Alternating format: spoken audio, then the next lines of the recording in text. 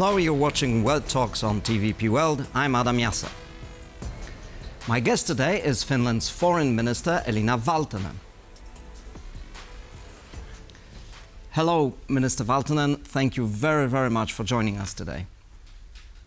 Hello, and thanks for having me. Minister, we have just heard from US media that President Trump called President Stubb in the last few days to explain to him his strategy for bringing the war in Ukraine to a close. So, in your assessment, are we closer to peace or ceasefire in Russia's war on Ukraine, or is this another false dawn? Let's just be extremely clear about one thing, and that is that certainly not only Finland, but I'm sure Poland and I can easily say Ukraine does want to have peace. And we have been calling for a ceasefire. Ukraine has been declaring itself ready for a ceasefire for quite some time. But it is only Russia who has continued the fighting, not only on the battlefield, but also targeting deliberately civilians. And of course, it was Russia who started this war in the first place.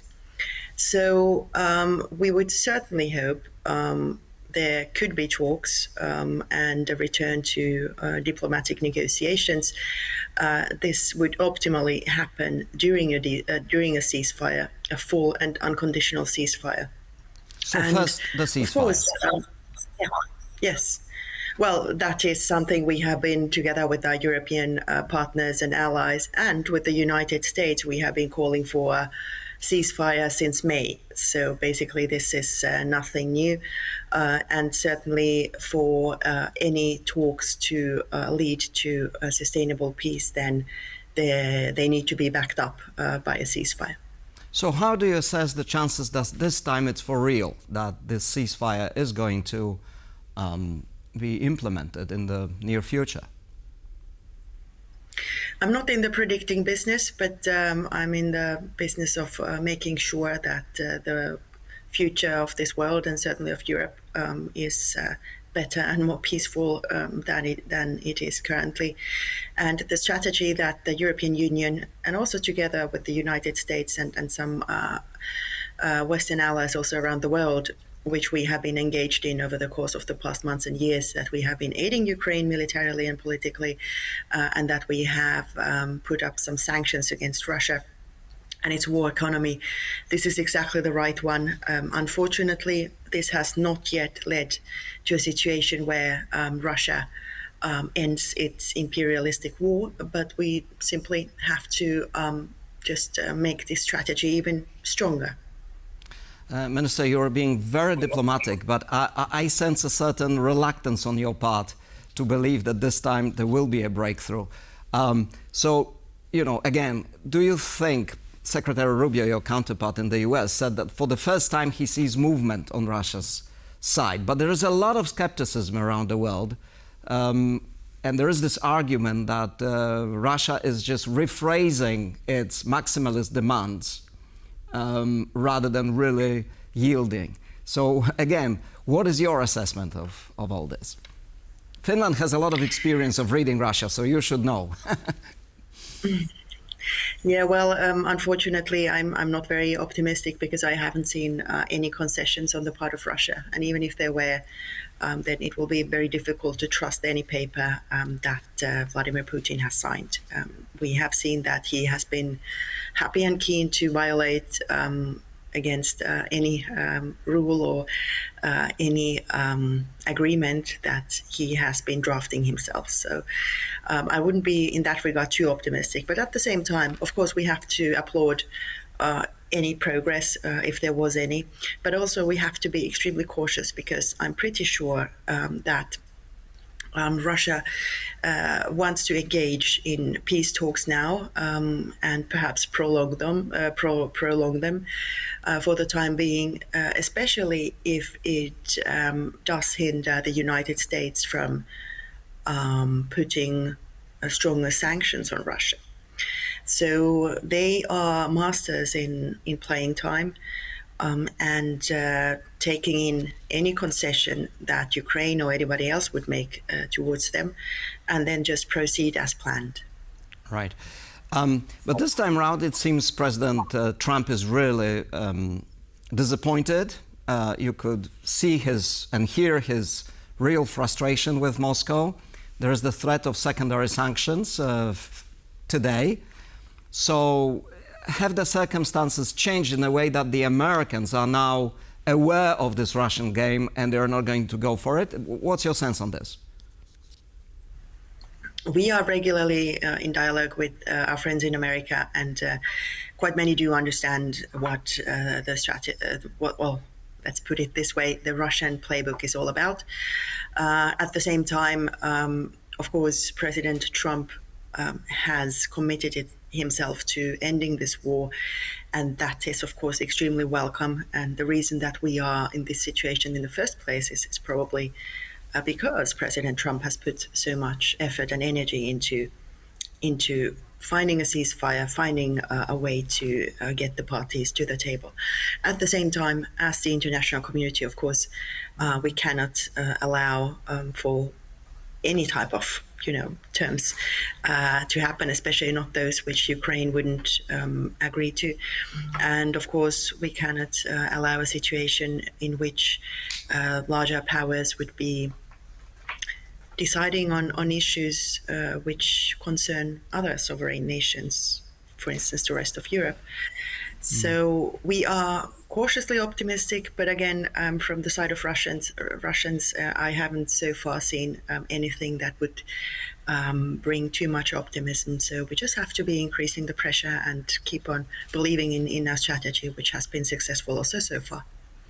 I'm glad you mentioned the conditions, and I was going to ask you anyway, what do you see as an example of the red lines that Ukraine and their partners in Europe would not accept? So, in other words, what is the red line for you? I wouldn't possibly comment on any red lines on behalf of Ukraine. Ukraine is a sovereign nation who is able to decide on their terms by themselves. Of course, as the European Union, we are strongly committed to not only territorial integrity, but also the sovereignty of nations. And of course, also the possibility of nations to decide what their security infrastructure and architecture is. So, for instance, I wouldn't believe any second a Russian narrative which has been going the past 20 years that since NATO has been expanding or the West has more or less come towards its borders, that it would need to protect itself. That is complete bollocks. First of all, NATO, of course, is not threatening Russia.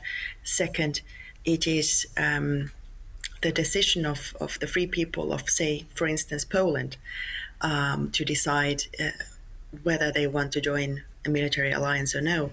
Again, not to threaten anybody, but to keep its people safe and to prosper also in the future. So if I understand you correctly, you're saying Ukraine should be able to make its own decisions about its future alliances, its future alignment, and EU membership, but maybe in the longer term also NATO, right? Oh, absolutely. This is the full sovereign right of Ukrainians. This is enshrined in the Helsinki Principles of the OSCE and certainly also in the UN Charter. So we have no reason whatsoever to back down from these principles that the Ukrainian people have the full right to. Right. Can we stay on the optimistic side for a moment, just for the sake of speculation, let's say?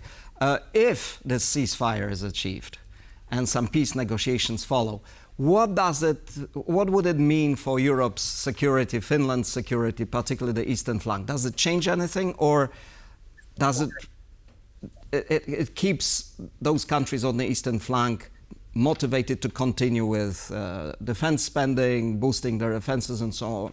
In other words, is there any chance that we're going back to business as usual, or this is over now?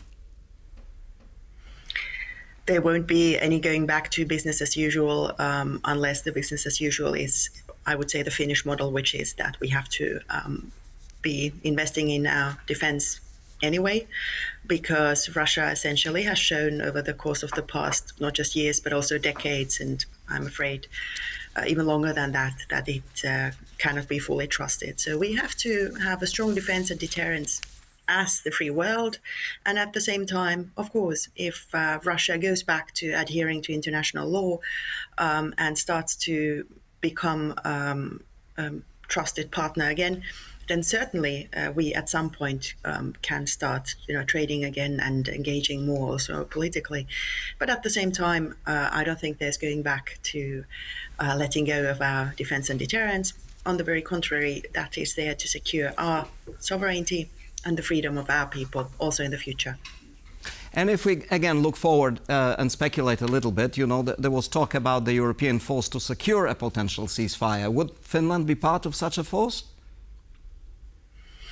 We aren't at that stage yet, and we, of course, are strongly engaged with our partners and allies in also solving this question. But you're not ruling it out? Of course, we are not ruling anything out, and depends on the situation, on the conditions. But at the same time, of course, countries in the northern flank and in the eastern flank who are I would say, facing the threat that Russia is posing also in the future, we have to make sure that we are able to fulfill our NATO commitments also going forward.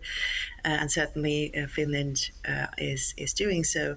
But together with the rest of the coalition of the willing, we are looking at different ways and contributing to, first of all, finding the ceasefire, and second, in how to keep it strong also going forward. Minister Valtonen, thank you very much for sharing your insight today with us. Thank you so much. This was World Talks. Thank you very much for watching. Stay on with TVP World. Thank you.